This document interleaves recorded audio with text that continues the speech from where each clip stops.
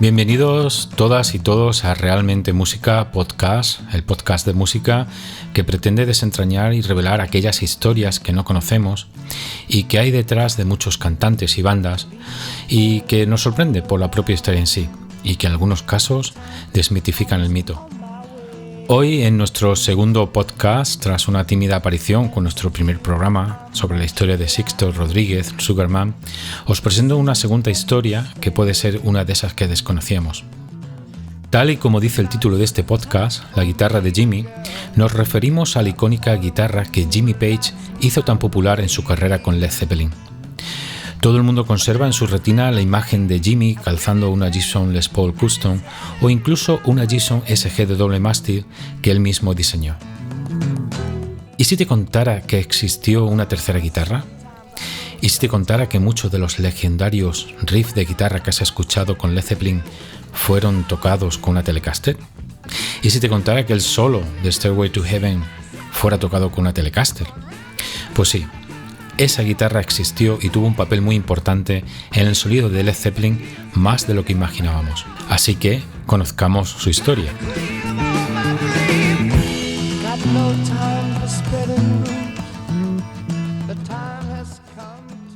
The story of the instrument is the whole journey of it. The journey of, Jeff Beck having it and then passing it on to me with such good spirit. It's got a lot of love in that, in that gesture of giving it to me. And the journey of it through the Yardbirds, how it was used on the first Led Zeppelin.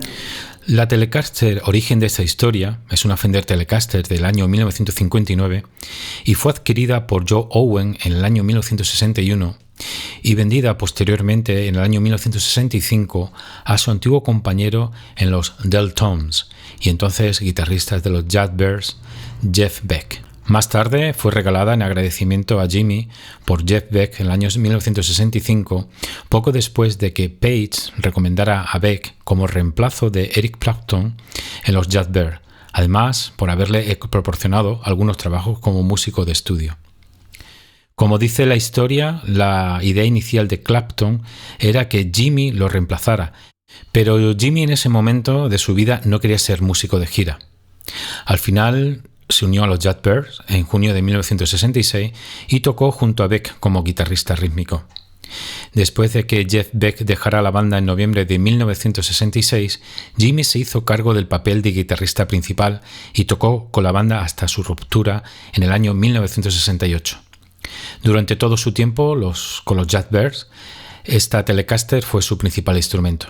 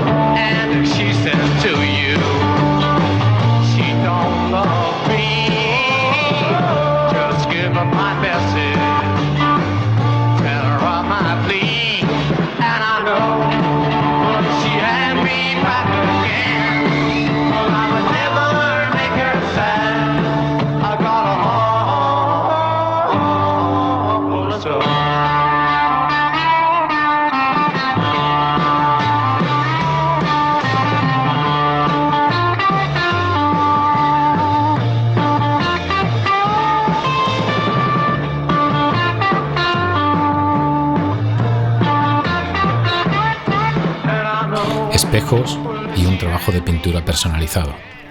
Cuando Jimmy consiguió por primera vez la Telecaster, solo tenía un acabado blanco normal. En algún momento de 1967 pegó 8 espejos circulares en el cuerpo, 4 de ellos detrás del puente, 3 debajo de las pastillas y 1 en la parte superior del cuerpo. Posiblemente se inspiró para hacer esto en Syd Barrett, de Pink Floyd, que era famoso por tocar una Fender Squier con exactamente la misma configuración de espejos. Esta fue bautizada como Mirror. Jimmy Page usó esta Telecaster como su guitarra principal en el álbum de Little Games de Yardbirds lanzados en el año 1967. Continuó usándolo con Led Zeppelin hasta abril de 1969, cuando compró su primera Les Paul Custom. Esto significa que esta guitarra también fue su guitarra principal en el disco de Led Zeppelin 1. Pero mayormente tocó con la Fender Telecaster de 1959 a través de un amplificador Supro Thunderbolt. Actualmente, la marca de amplificadores Supro hace una versión moderna del amplificador de Page llamado Blackmagic.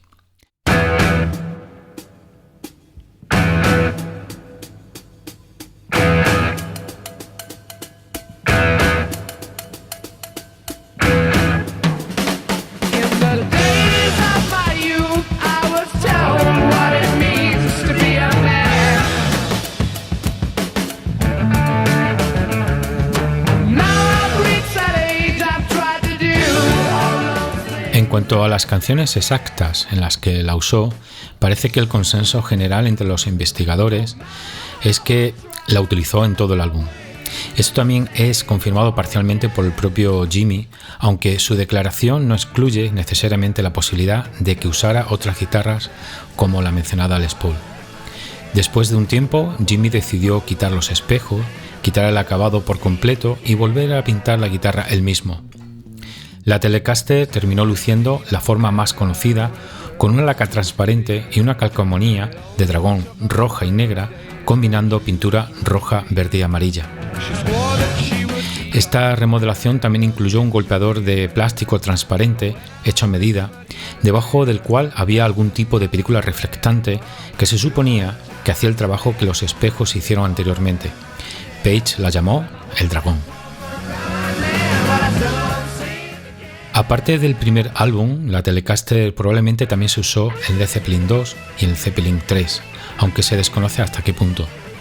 En ese momento, Jimmy tenía su Les Paul Custom de 1959, la cual fue comprada por Joe Walsh, por lo que empezaría a convertirse en su guitarra principal.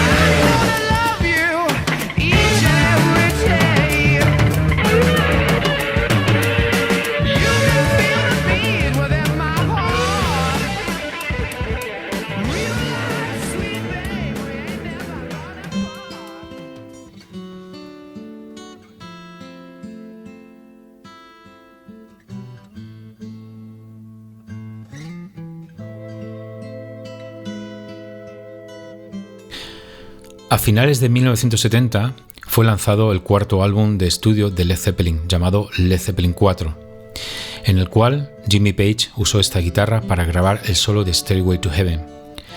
Poco después de las sesiones de grabación, Jimmy se fue de gira con su Les Paul por Estados Unidos, dejando la Telecaster en casa. En ese momento, alguien sin el permiso de Page había repintado todo el cuerpo de la Telecaster. Según Page, esto básicamente arruinó la guitarra y la dejó con solo la pastilla del mástil funcionando. Lo único que pudo aprovechar fue el mástil que montó en su Telecaster BB Bender de color marrón.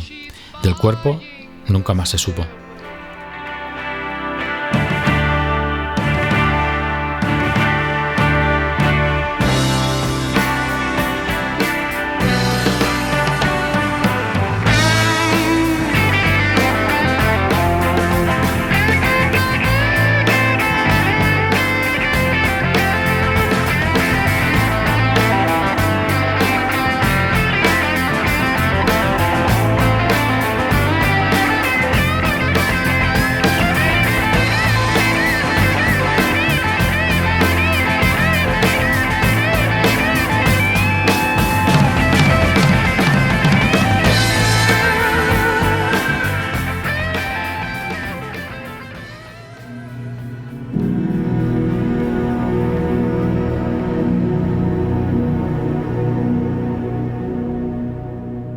Jimmy actually invited us out to his house out in London to spec the guitar out, which is usually the other way around when we work on a project like this.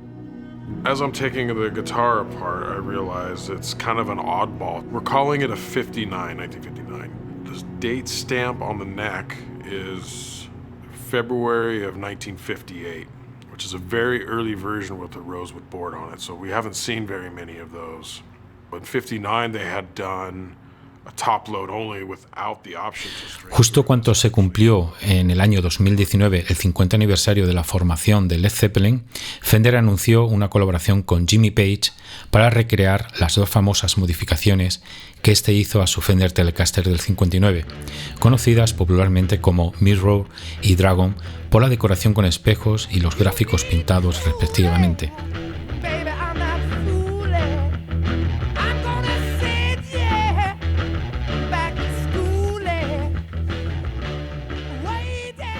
En total se crearon 4 versiones, 2 réplicas hasta el último detalle construidas por la Custom Shop en una edición limitada de 50 unidades de cada una de ellas con el nombre Limited Edition Jimmy Page Telecaster Set, que estas fueron firmadas y con inscripciones hechas por Jimmy, y otras 2 de precio más asequible en su línea de producción estándar. Según cuenta Paul Waller, Master Builder de la Custom Shop, Jimmy entró en contacto con nosotros por primera vez en febrero con la idea de recrear esta Telecaster, y mientras los estamos planificando pude sentir su pasión durante todo el proceso. Para llevar a cabo la idea de Jimmy Page, yo quería que todos los pequeños detalles fueran replicados exactamente, por lo que no se podía notar la diferencia entre los originales y estos modelos. Eso es lo que nos caracteriza en la Fender Custom Shop: calidad de fabricación y autenticidad.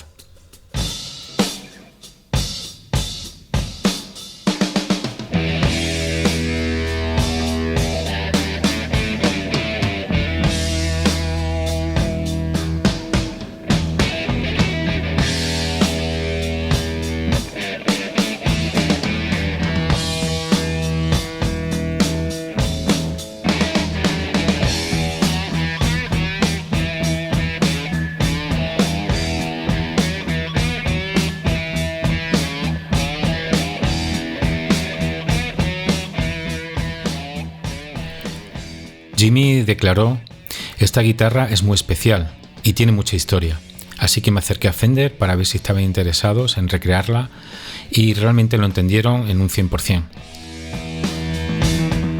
Es absolutamente como es, como debería ser y como fue. Visitar la Fender Custom Shop para firmar y pintar las guitarras con Paul Waller fue realmente emocionante", agregó. "Ver todas esas gemas absolutas en la pared es una experiencia sensacional".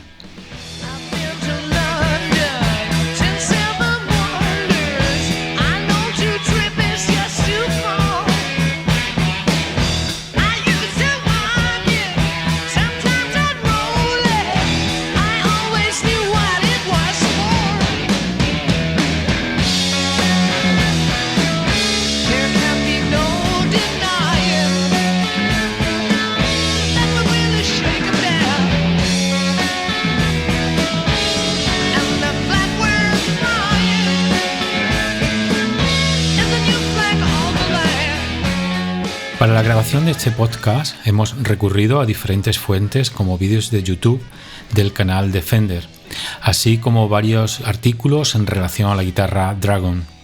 Muchos de ellos los encontraréis en la descripción de este podcast. En este podcast estrenamos una nueva sección en la que tendremos siempre gente invitada para comentar el contenido del mismo. En esta nueva sección, que la hemos bautizado como La Cafetería, nos está esperando nuestro amigo y colaborador Gato, así que nos vamos para allá.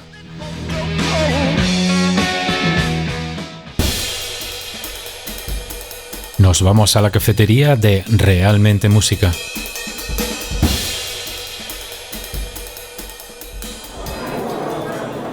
Bueno, pues estamos en la cafetería esperando a Gato, que es como quiere que le conozcamos.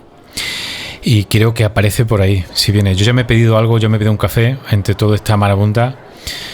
Buenas tardes, Gato. ¿Qué pasa? ¿Qué tal? Muy bien. En primer lugar, darte las gracias por haber venido a la cafetería de Realmente Música.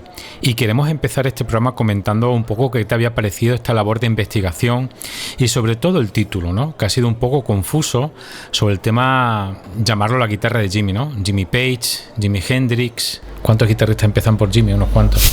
Pero no hemos centrado en Jimmy Page. En esa Telecaster tan adorada por mí. Yo soy un fan de las Telecaster y realmente no se conoció con esa guitarra.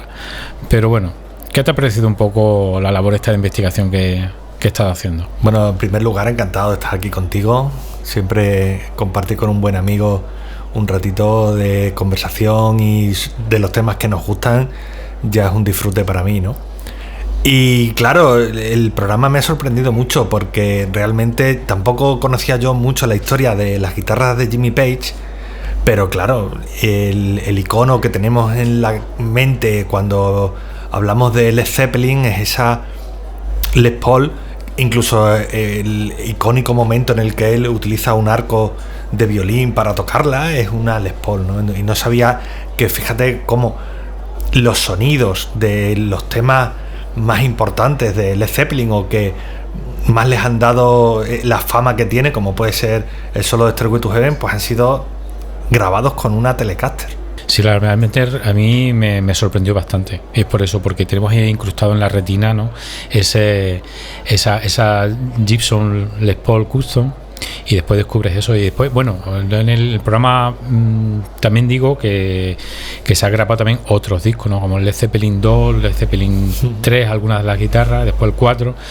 Incluso me atreví a decir, digo, si estaríamos dispuestos a hacer un blind test, que sería muy chulo también hacer eso. Sí, pero bueno, verdad, ¿eh? Sí, es verdad. Esto me lleva a mí a pensar, lo que sí que me lleva a pensar es cuántas de las canciones que nosotros pensamos que se han grabado con las guitarras icónicas, que en muchos casos son icónicas por que mismo el guitarrista la ha fabricado, como es el caso, por ejemplo, de Brian May, que fabricó su propia guitarra, ¿no? Toda esta historia es conocida con su padre. O Van Halen, que también a partir de restos de descartes, ¿no? De una guitarra de Charvel, creo recordar, ¿no? De Charvel se hizo esta icónica guitarra de tiras de pintura roja, azul y blanca. Y la fabricaron, pero en otros casos simplemente pues han sido guitarras que les hemos reconocido por su sponsorización o por la fama, y creemos que esos discos o esos sonidos que tanto les representan han sido grabados con ellos, pero no lo sabemos. Una vez en el estudio tenemos que hacer esto que dices tú de un blind test, a ver si somos capaces de reconocer los sonidos con las guitarras con las que se grabaron o no, ¿no? La verdad es que sí. Muchas veces nos volvemos locos, ¿no? Nosotros que nos gusta la música, nos gusta tocar, somos casi multiinstrumentistas, tocamos el bajo, tocamos guitarra, tocamos tal.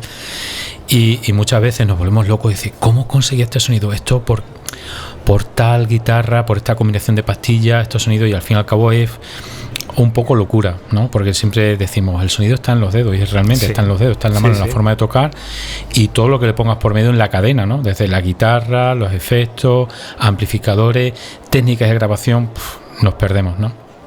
Pero es encontrar el sonido que te gusta y tirar para adelante. Hombre, está claro que si partes de elementos, de todos esos elementos de calidad, siempre ayuda. Es decir, los dedos buenos siempre van a conseguir buen sonido, eso está clarísimo. Pero si además le sumas un buen instrumento, un buen amplificador, unos buenos cables, pues lógicamente vamos a conseguir aún mejor sonido, ¿no? Y por supuesto no olvidar la calidad del técnico o el ingeniero de sonido que te está grabando todo eso, que también es fundamental. Sí, la verdad es que sí. Oye, por cierto, ¿te han traído el café ya o todavía no? Sí, aquí lo tengo. Vale, perfecto. Es de estos de cápsulas, a ver si nos estiramos más con el catering, pero bueno. Sí, la cafetería esta de Realmente Música, aún sabes que estamos comenzando y todavía el presupuesto se resiste y estamos intentando hacer con medios propios y demás, y de momento tenemos el café de cápsula y el camarero que trae.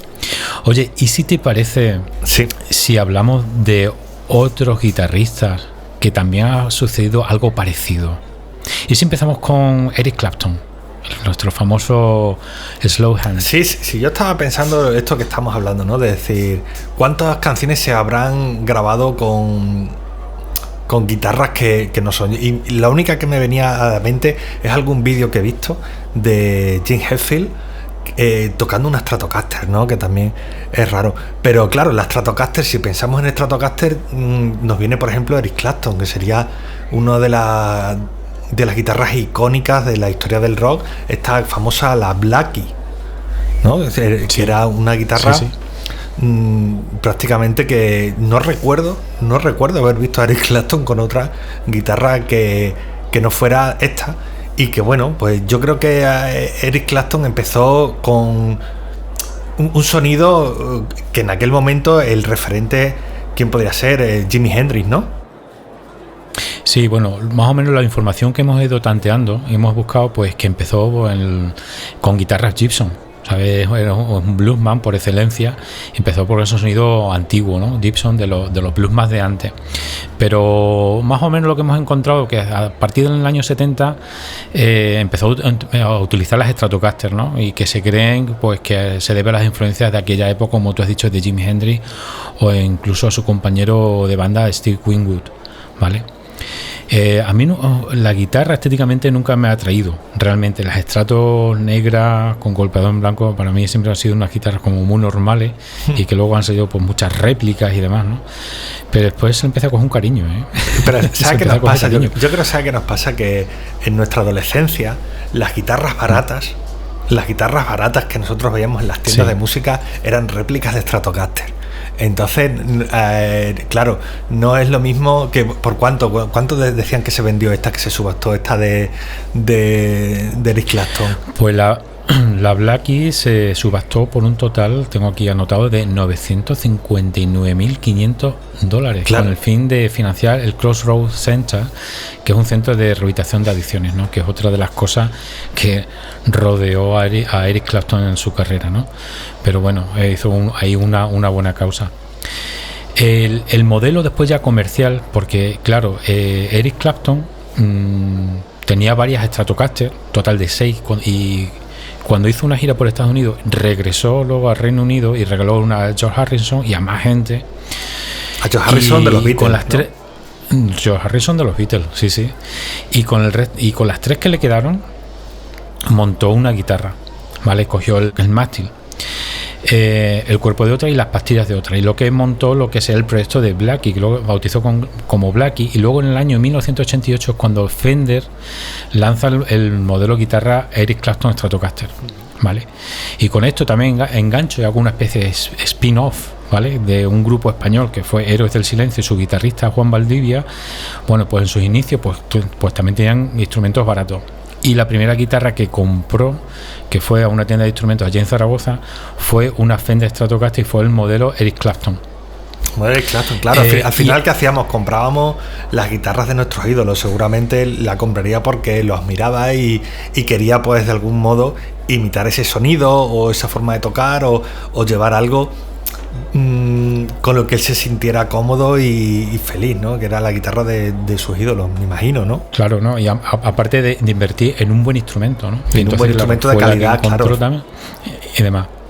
Y es curioso que este guitarrista también, los primeros discos de Héroes del Silencio se grabaron con Stratocaster, ¿no? O sea, desde el primer EP que sacaron, Héroes del Silencio, luego El Mar no cesa y luego Senderos de Traición, que lo produjo Phil Manzanera, un productor como la copa de un pino. Y ese disco, que representaba incluso para ellos, ahora después del documental que salió en Netflix y demás, muchos coinciden que fue el sonido que ellos querían y haber mantenido en el grupo, y que luego, curiosamente, él también se agenció una Gibson Les Paul y después ya se le conoció con la Gibson Les Paul, pero realmente todo el sonido original de Héroes del Silencio también reside en su guitarrista y en una Fender Stratocaster.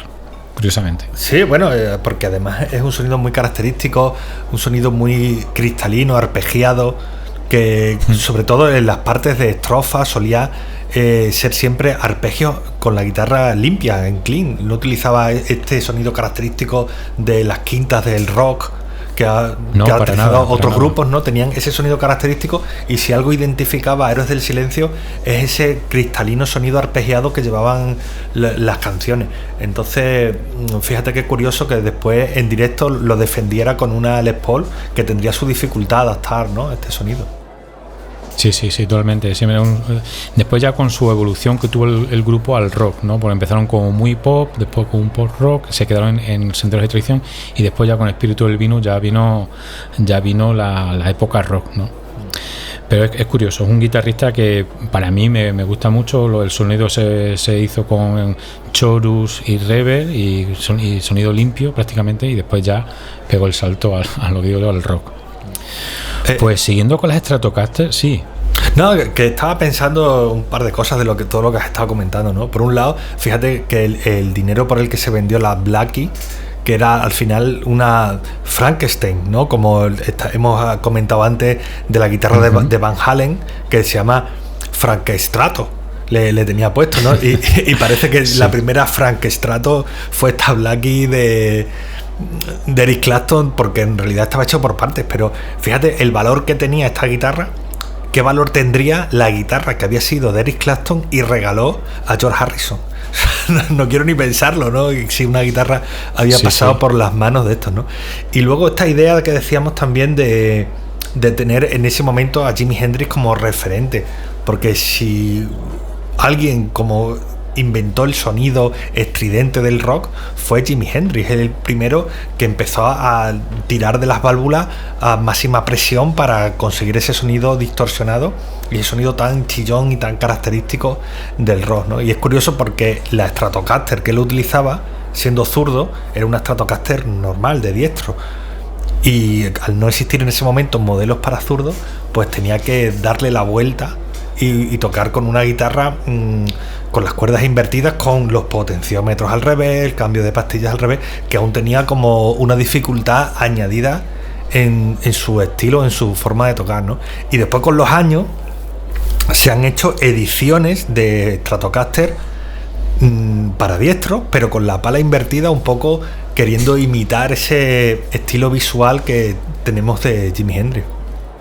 Sí, esto es como el mundo al revés, ¿no? Ahí el mundo al revés, ¿no? Primero el zurdo se tira al mundo de los diestros y luego los diestros nos tiramos al mundo de los zurdos.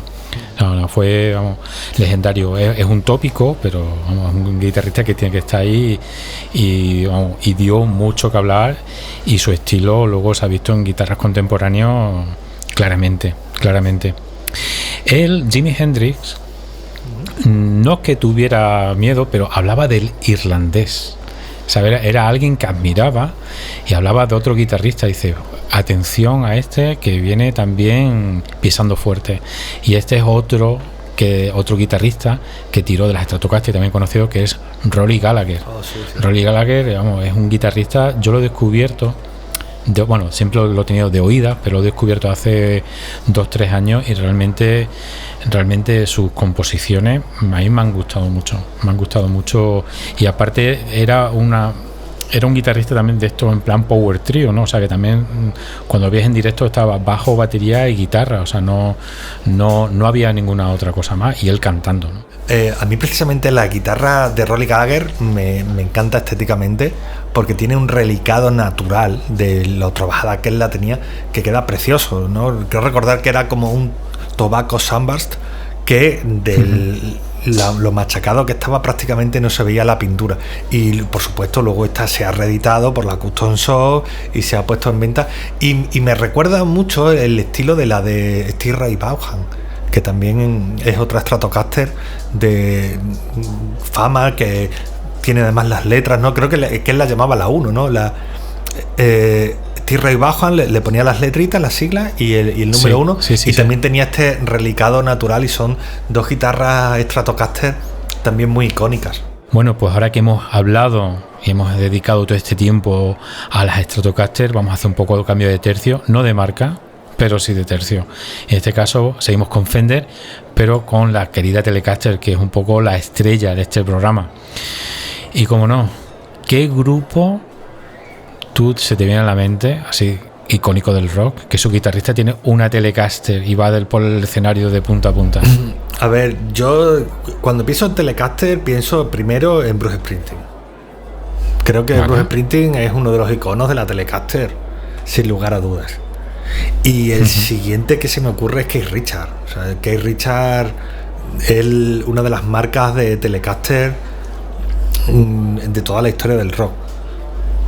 Además que tiene una manera de tocar también muy característica. Si hablábamos antes de esa manera característica que tenía Juan Valdivia de Héroes del Silencio, la manera de tocar de Keith Richards también es muy particular y ha marcado una manera distinta de entender el rock. Sí, yo descubrí también, cuando me puse a construir un cigar box y a enterarme cómo iban los cigar box y las afinaciones abiertas, descubrí también que Keith Richards también tocaba en afinación abierta en sol, ¿vale? La Telecaster. Incluso, si te fijas en muchos de los vídeos, tiene quitado la sexta cuerda. Y eso tiene una explicación. Bueno, cuando una afinación abierta en sol, le decimos open G, la sexta cuerda está afinada en re, la quinta en sol, la cuarta en re, la tercera en sol, la segunda cuerda en si, y por último la primera cuerda está afinada en re. ¿Qué es lo que hace Keith Richards? Pues le quita la sexta cuerda, digamos, le quita un re grave. Entonces, ¿qué le queda? Pues al final le queda en la quinta cuerda, que por así decirlo, que sería como la primera que vemos desde arriba, pero la quinta está afinada, pues esa en sol. Entonces, digamos, como que prescindía de esa sexta cuerda. O sea, la guitarra, tocándose todas las cuerdas al aire, hace un sol mayor, ¿no? Exactamente. Entonces, al quitar la sexta, bueno, pues como que prescindía de ella, como que para él no le aportaba, ¿no? Que es curioso porque el sol mayor es casi el tono estándar del blues, ¿vale? Y es muy fácil tocar, por ejemplo, con un slide, ya teniendo la guitarra afinada en el open G, en el sol abierto. El slide va muy fácil y da una sonoridad muy característica del blues. Entonces supongo que le vendría de ahí, ¿no? De influencias del blues. Hay un par de documentales muy interesantes sobre Keith Richards y sobre su estilo musical que a mí me sorprendió, porque yo nunca había indagado mucho en la manera de tocar de Keith Richards y lo tenía como un guitarrista bueno, que había hecho buenas composiciones, pero no como un gran guitarrista. Y sin embargo, viendo estos documentales, descubrí una persona muy culta musicalmente y con unas habilidades que me sorprendieron muchísimo a la hora de tocar y de tener un estilo muy característico, pero donde a la vez confluían un montón de influencias muy interesantes. Me pareció una figura sorprendente Keith Richards cuando vi todos estos documentales que hay sobre él. Sí. Es que el tema de la apariencia, si te das cuenta, el tema de la apariencia es...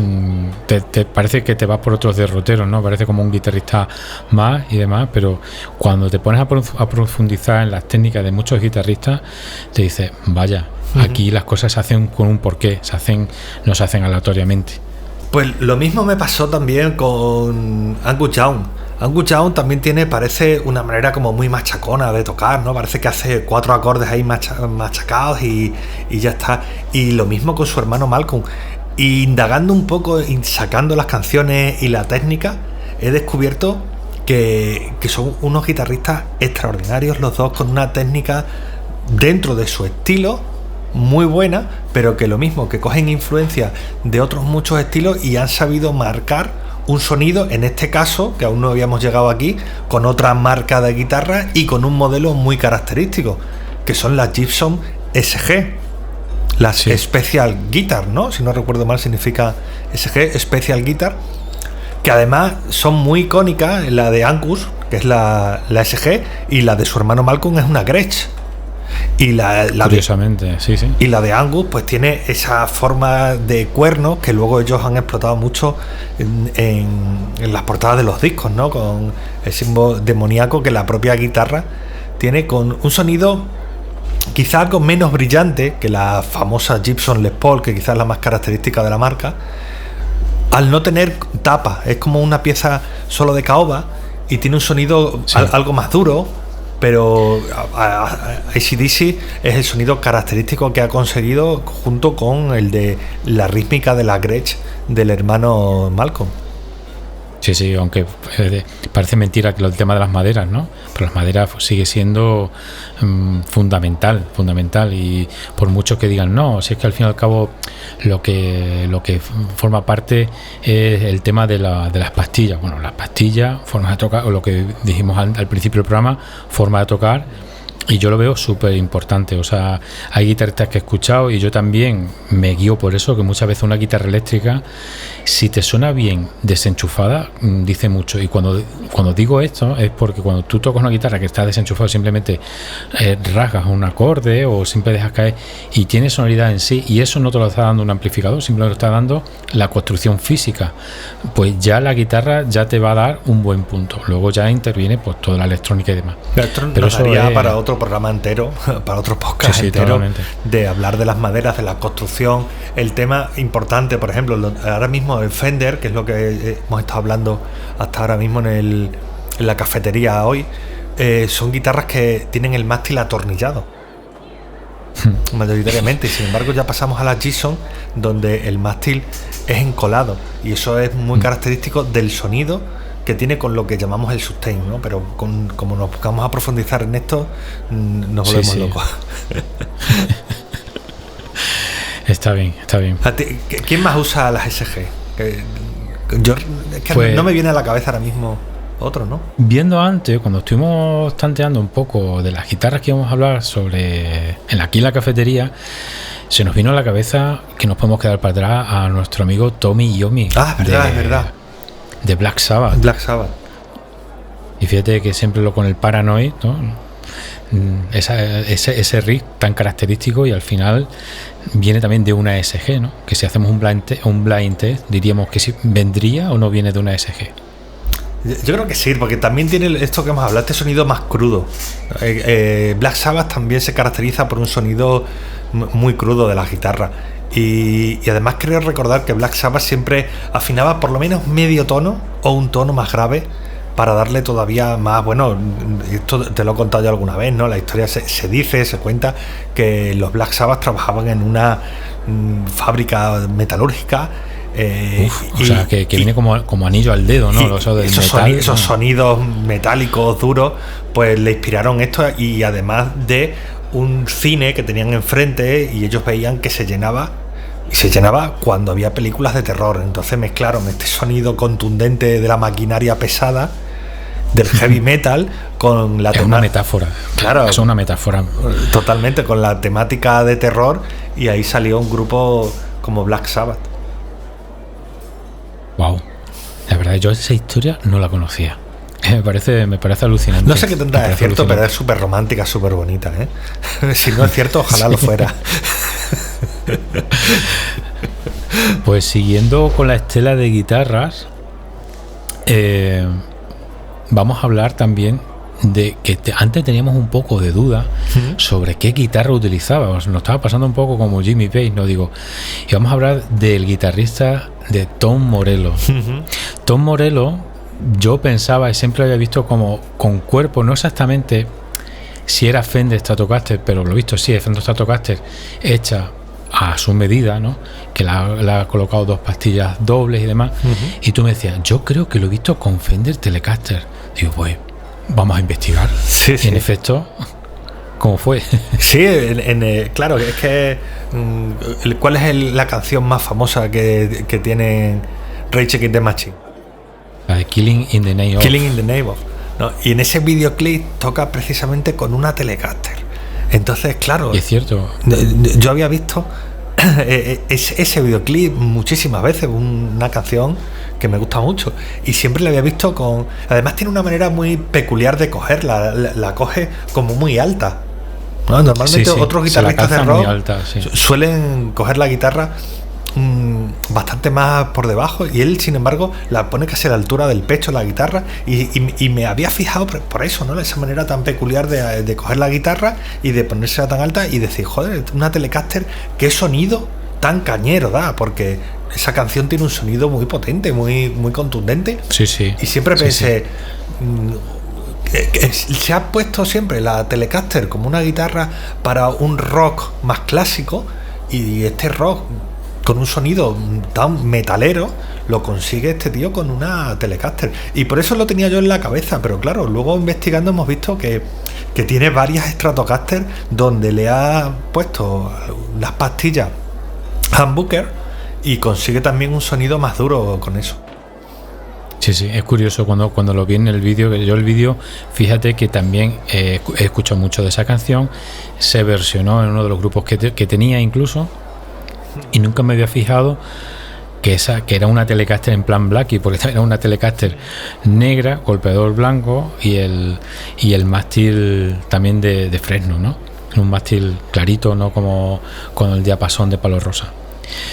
Ya es lo que hablamos, que es el sonido, ¿no? El sonido que está en los dedos al final del tío, porque él consigue un sonido también muy característico. Es otro de los guitarristas con sonidos característicos. Podríamos encontrar muchos guitarristas que casi en este blind test, más que el modelo de guitarra, sería los dedos del guitarra. O sea, yo ya sabes que soy más metalero, yo más metalero, y para mí uno de mis guitarristas favoritos es Dimmy McDarrell, el fallecido Dimmy McDarrell, que utilizó casi siempre estas guitarras DIN, ¿no? Estas guitarras tan visualmente picudas, porque si ya eran picudas las Gibson Flying o las Explorer, las DIN estas eran picudas hasta en el clavijero. O sea, eran picudas, le tenía puesto además una serigrafía de rayos eléctricos, era lo más heavy que un bocadillo de chincheta.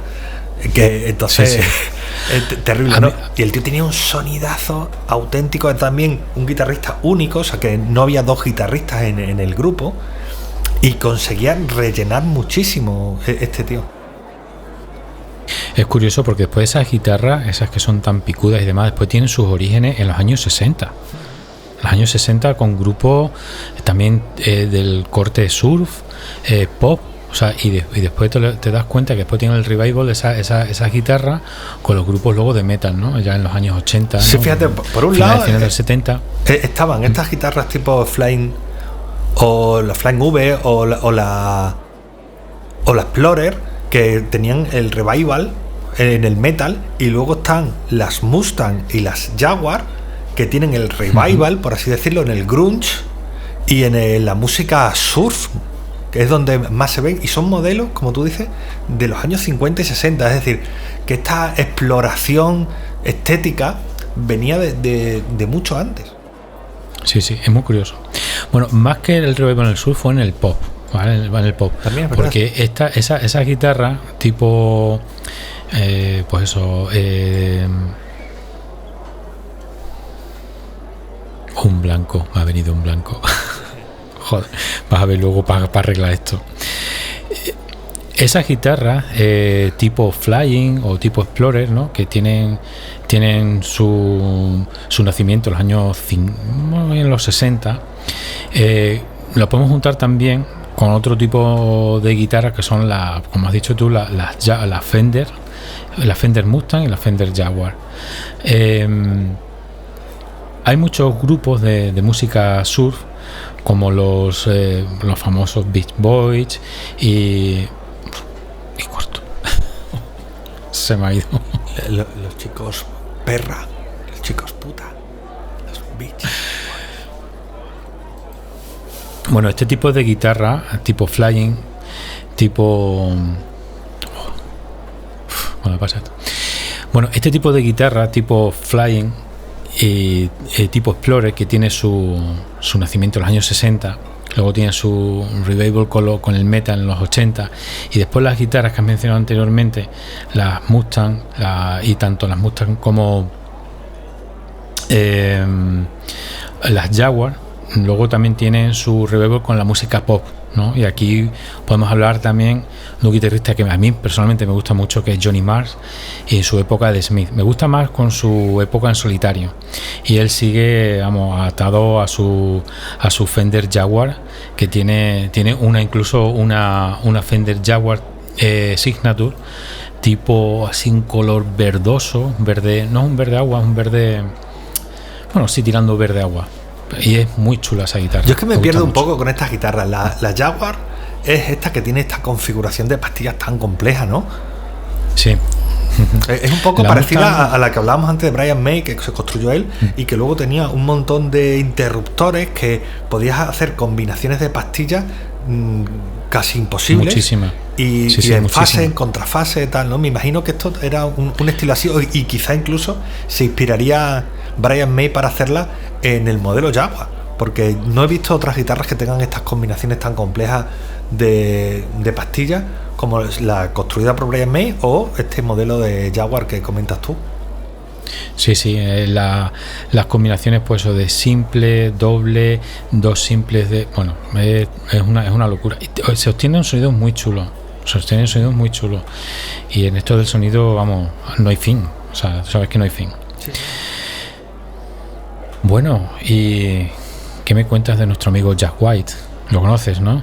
Sí, me gusta mucho.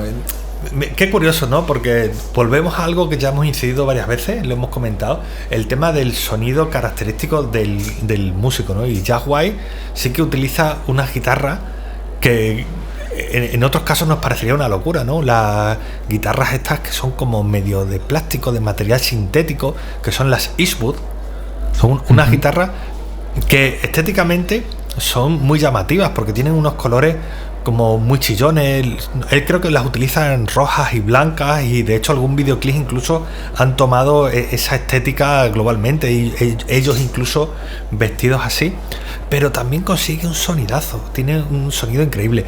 Hay un documental que si no lo has visto, yo creo que sí, que en su momento Sí. te lo dije que lo vieras y te gustó, ¿no? Que se llama Sí, me It gustó. Might Get Loud, Sí.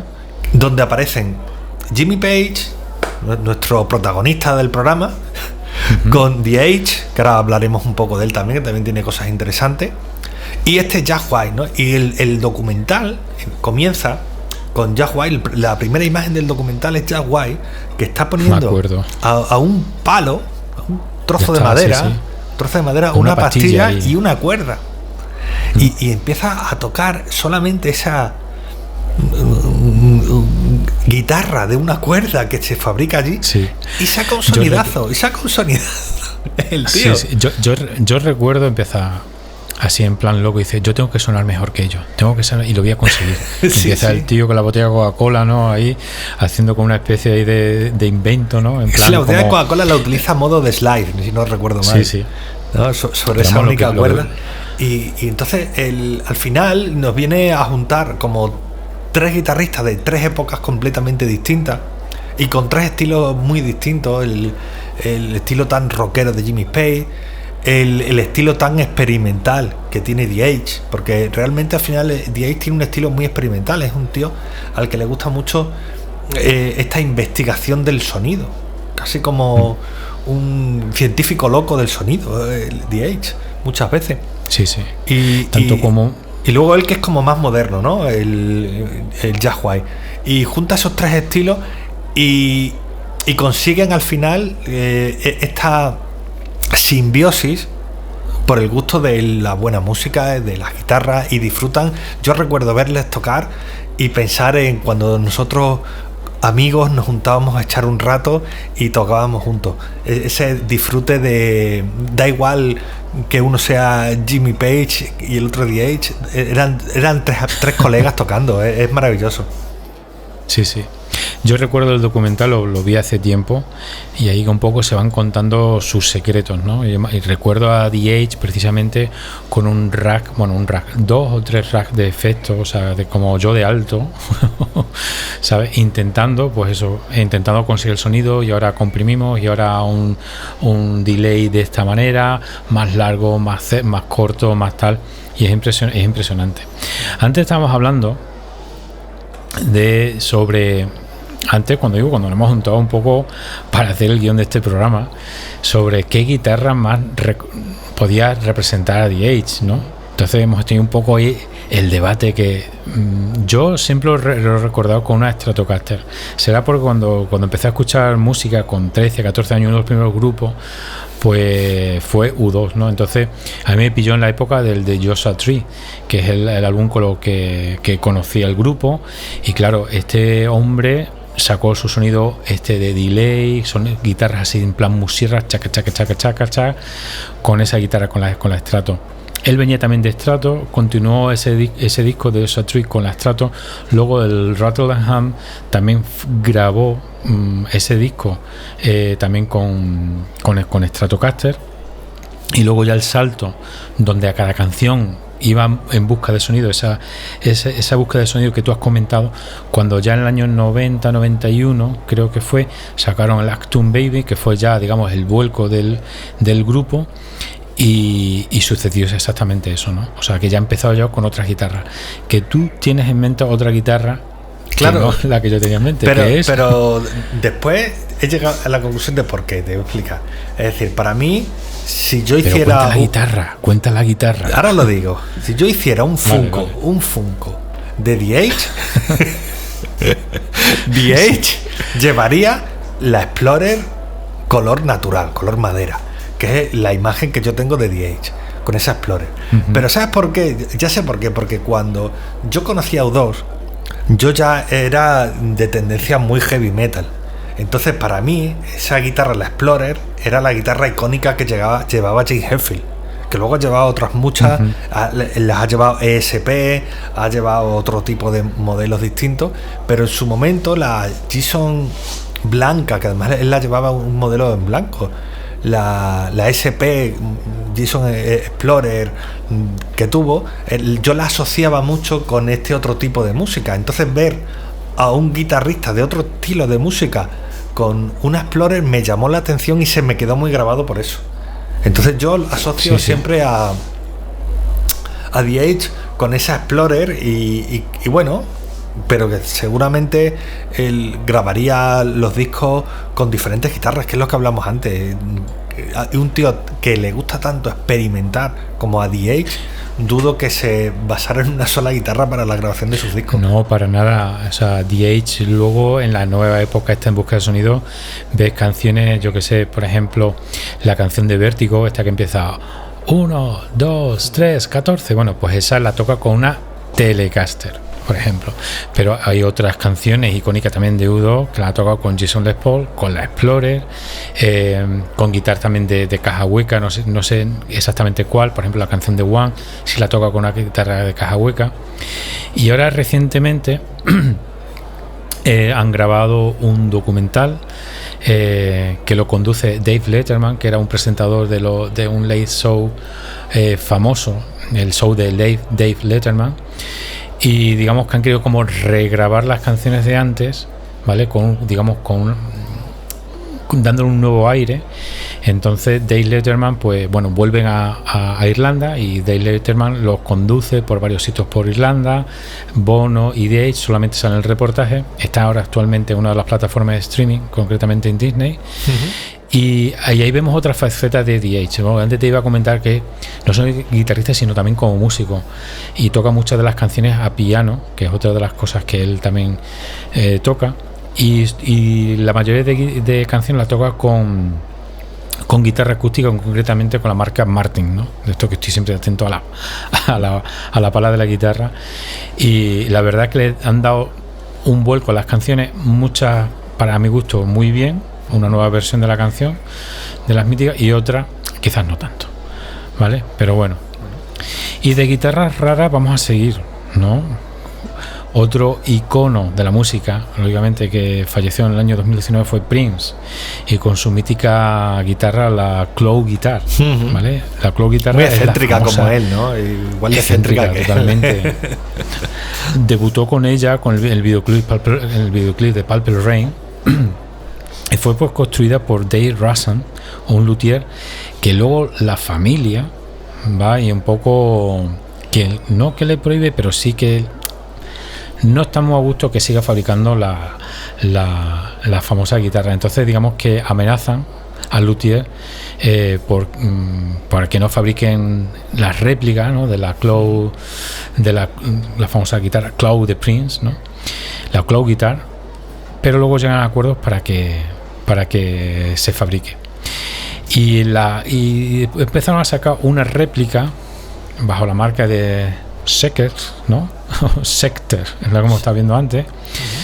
Y puedes encontrar una réplica por unos 1.800 euros, 1.700 de esas, en la página donde venden artículos de Prince. O sea, yo me he metido antes en la página para ver si todavía sigue en la venta ese tipo de guitarras y demás, y lo que he encontrado ha sido camisetas, sudaderas con capucha, tazas, discos y demás, pero no he visto para nada la guitarra, ¿no? Que digo, bueno, a lo mejor lo puedes comprar por la página web, ¿no?, gastarte eso, $1.800 o euros, y comprarte la famosa Cloud Guitar de Prince. Bueno, pues es que esta guitarra que comentas de Prince, a mí me parece un poco excentricidad, ¿no? Hay muchas excentricidades a lo largo de la historia de la música en cuanto a instrumentos, y últimamente recuerdo una que ha sacado Steve Vai, que estéticamente es una locura. Tiene 3 mástiles, que ya le vi yo una guitarra con 3 mástiles en su momento. No sé si fue a Steve Vai, quiero recordar una que era un corazón y tocaba a 2 manos, haciendo tapping a 2 manos a la vez, ¿no? Una hacia un lado y hacia otro. Pero esta guitarra tiene los 3 mástiles hacia la izquierda, o sea, tiene como 3 mástiles, que luego volvemos a esta guitarra de doble mástil SG de Jimmy Page que has comentado antes, ¿no? Pero esta Hydra se llama Hydra, ¿vale? Tiene 3 mástiles, ¿vale? Tiene uno de ellos una de 12 cuerdas, ¿vale? Tiene una con 7 cuerdas con el Floyd Rose, ¿vale? Bien. Y luego la otra es un bajo, ¿vale? Es decir, tiene un mástil que es un bajo, una guitarra de 12 cuerdas y una guitarra pero es que tiene una serie de dispositivos que no me voy a poner aquí a contar, que es una locura, o sea, es una revolución tecnológica, pero que yo creo que solamente la sabe tocar Steve Vai, porque de verdad, además que estéticamente es también muy steampunk. A mí me parece un rollo muy steampunk, interesante, que la busque, la Hydra con Y. Yo creo que lo que le ha faltado ahora, por los tiempos que vivimos y demás, y las modas, le ha faltado el brazo, o sea, el mástil ukelele. Yo creo que el mástil ukelele, sí, pues verdad, pues no lo hubiera estado mal, ¿no? Pero curioso. Claro. Entonces, pues esto te digo, que hay guitarras realmente extrañas, y de hecho creo recordar, si no recuerdo mal, que fue Jimmy Page el que tenía una guitarra mandolina, una guitarra eléctrica mandolina. ¿Puede ser? Sí, la guitarra eléctrica mandolina puede ser, porque también Jimmy Page al principio siempre ha sido un guitarrista que también ha estado buscando innovación, ¿vale? Más innovación en el sonido, como mencionabas antes, el utilizar el arco y demás. Y yo creo que también, no al final de los Led Zeppelin, pero sí en la época ya de los 70, yo creo que empezó más a investigar con otros instrumentos. Sí. Me da la sensación. Entonces la guitarra mandolina, perfectamente. Claro, es que lo que tú nombrabas antes, hablando sobre la historia de la Telecaster, que también había utilizado él una Gibson SG, si no recuerdo mal. ¿Cómo era el modelo este? Era una Gibson SG EDS 1275, que yo en la parte documental digo que la diseñó él, quizá más un error. Realmente la guitarra se diseñó a principios de los años 60 y luego por Gibson. Creo que fue una unión con Rickenbacker, porque Rickenbacker sacó una guitarra de 12 cuerdas. Creo que luego la unieron.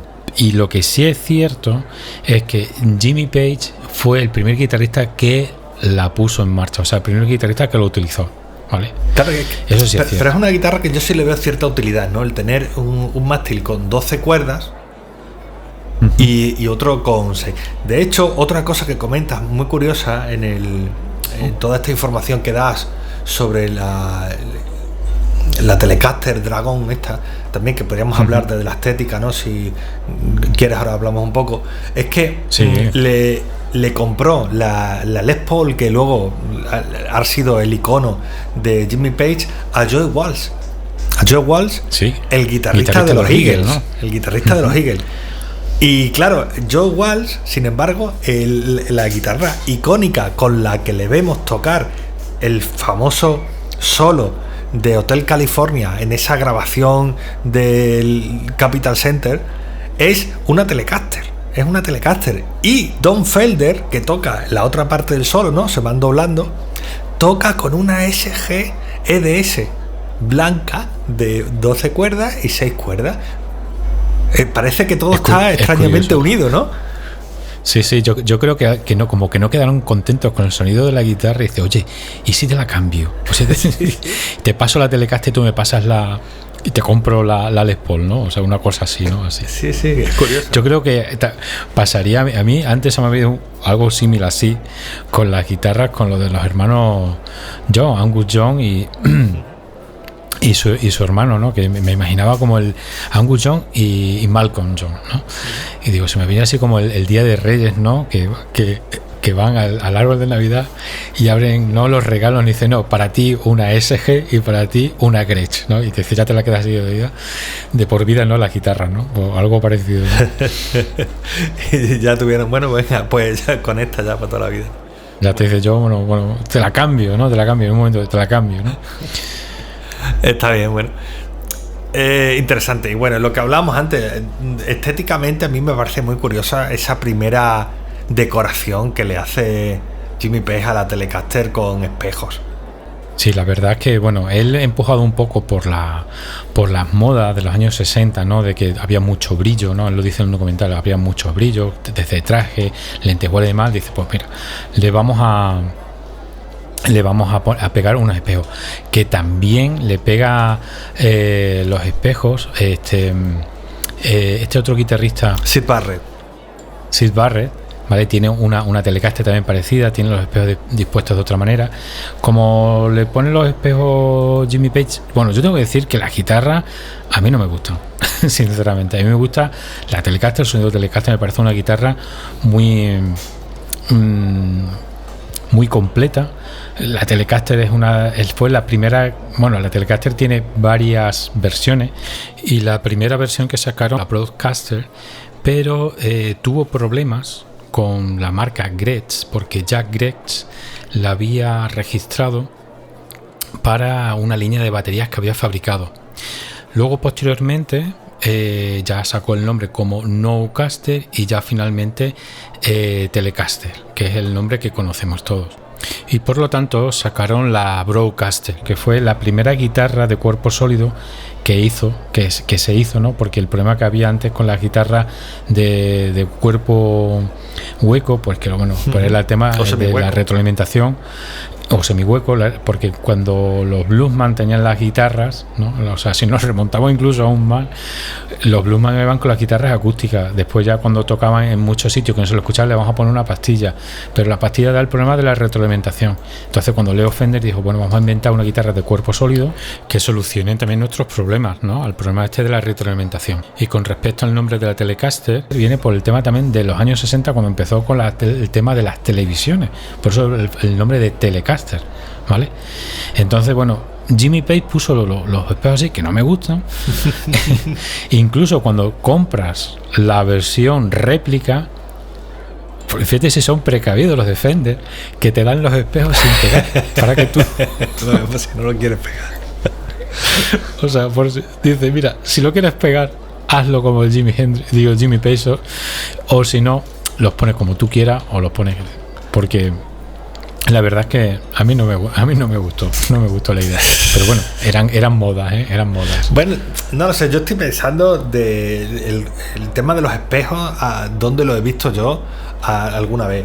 Y me ha venido a la mente, no sé si tú recuerdas aquel famoso concierto de La Paz en Moscú de heavy metal que tocaron muchos grupos, salía Motley Crue, el guitarrista Mick Mars tocaba, si no recuerdo mal, era una Stratocaster, que sí, en ese concierto, que luego en otro sitio no se lo ha visto, pero recuerdo que en ese concierto tenía una Stratocaster de espejo, pero era completo, todo de espejo, o sea, era toda la tapa entera tenía el espejo. Entonces le daba Y luego otro que ha utilizado mucho, esto creo recordar que es con una Ibanez, la que utiliza el cantante de Kiss, Paul Stanley, utiliza una Ibanez así con un estilo muy Explorer, muy picuda, no recuerdo el modelo exactamente, sí. Y también tiene un modelo de espejo, pero de nuevo es entero todo lo que es la tapa, el espejo, y eso, bueno, pues le da un rollo, además que son grupos con una estética así muy, muy brillante, muy de años 70,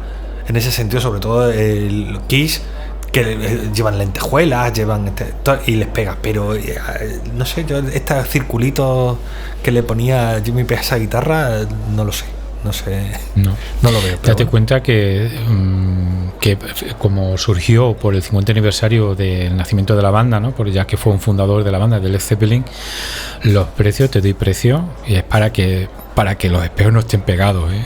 O sea, de 26.722 euros para las versiones Custom Shop de esta guitarra, tanto para la Dragon, para la Mirror It, y de 1.446 euros, un módico precio para las versiones estándar de estas mismas guitarras, ¿vale? Por eso es que es un acierto, ¿eh? Sobre la Dragon, a mí tampoco me convence, ¿vale? Como digo en el reportaje, bueno, es él pinta, ¿no? Y a través también un poco de calcamonía, ¿no? Un poco, ¿sabes? Que es una especie de, no de vinilo pegado, pero prácticamente así, ¿no? Uh-huh. Y el golpeador lo hace, es de un metraquilato transparente, pero por debajo le pone una lámina también para que haga un poco también el efecto pues eso, de los 60, 70, pues eso es más psicodélico, ¿vale? Pero es algo que tampoco me gustó. Tampoco me gustó lo que no, a ver, lo que vino de... a mí tampoco me convence, pero algo más que el otro sí, ¿eh? Un poquito más estético queda, tampoco mucho, pero un poquito más está, pero bueno, que al final lo que nos interesa es el sonido, ¿no? Que sí. Quedó de las grabaciones que hizo con esa guitarra, independientemente de la estética que tuviera, que más o menos acertada o no, para gustos, que habrá gente a la que le encante y todos los respetos, claro. Bueno, pues después de todas las reformas que hizo Jimmy Page a la guitarra, también me quedo un poco con lo que le hizo su compañero, que lo hizo con unas buenas intenciones, pero al fin y al cabo arruinó la guitarra, ¿no? Con intentar un poco, dice, te voy a hacer una nueva versión, pero al final le terminó estropeando la guitarra. Aún nos quedan muchos guitarristas por hablar y estaríamos hablando infinito sobre guitarras que nos quedan aún en el tintero, que probablemente hagamos más adelante una segunda parte, por lo menos de guitarristas y sus guitarras, como Dave Gilmour, que no queremos quedar para atrás. Nos queda también, bueno, hemos hablado algo también de la Squier de Bruce Springsteen, que también hablaremos de ella, de la Paul Reed Smith o la Paul Reed Smith de Santana, que hemos estado debatiendo de qué tipo, si lleva a Gibson SG, lleva a Yamaha, que probablemente, y otras muchas.